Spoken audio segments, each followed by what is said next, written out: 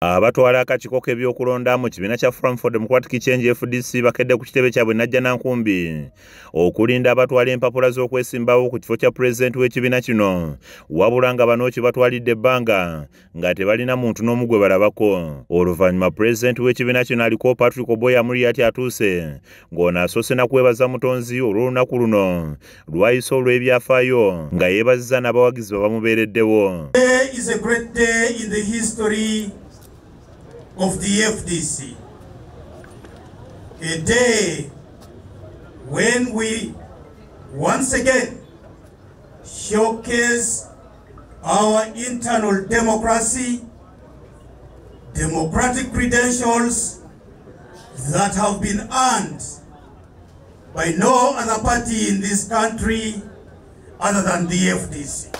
Wano wasinzidde n'alabula munne gwagenda okuvuganya naye ku kifo kino Nandala Mafaabi nti yeesibe bbiri kuba akalulu kano tekagenda kumubeerera kangu kubanga ono amanyi bulungi enfumita ng'amusabye okuwala olulimi oluvvoola wakati mu kunoonya akalulu. It may look like no ordinary election because as far as I know it pits me against the indomitable Secretary General James Nathan Nandala Mafaabi.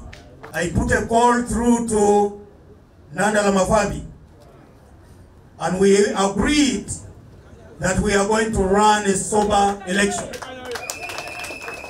We agreed that there will be no mudslinging in this election. There will be no bad language in this election.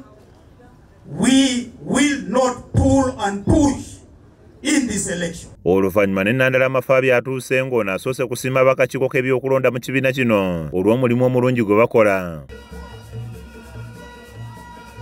Mafaabi agamba nti okusinziira ku byakoledde ekibiina naddala mu nsiika y'ebyenfuna ye muntu omutuufu okulembera ekibiina kino kuba kyetaaga omukulembeze omupya n'akikwatira bendera ku kifo kya pulezidenti mu kulonda kwa bonna okuli omwaka ogujja. Ate yeegwanyiza ekifo kya pulezidenti wa FDC Usama Osamise Mwogerere nga y'omu ku bajjayo empapula agamba nti agudde mu lukwe lw'abaagala okumulemesa okwesimbawo nga bamutaddeko obukwakulizo n'abutuukiriza wabula era ne bamulemesa. Nze ngamba wamba baluwa buli almost buli mwaka emyaka 3 nga mbategeeza nti ngenda kwesimbawo ku bukulembeze bw'eggwanga bampenga updates mbadde wabweru w'eggwanga nga mpeereza messages nga nziweereza Secretary General ow'ekibiina Honorable Hassan Nandala Mafaabi. Ssaawa ya leero era bye nali nsuubira nti bye bwoba oli awo yeebuzaabuza era no ku ssaawa ya leero ekibiina tekibadde kirambulukufu mu kalulu kano. Agamba nti bamusabye abamusemba nga balina kuva mu kitundu gy'azaalwa nga naye obwedde akubira abakulu amasimu nga bamubuzaabuza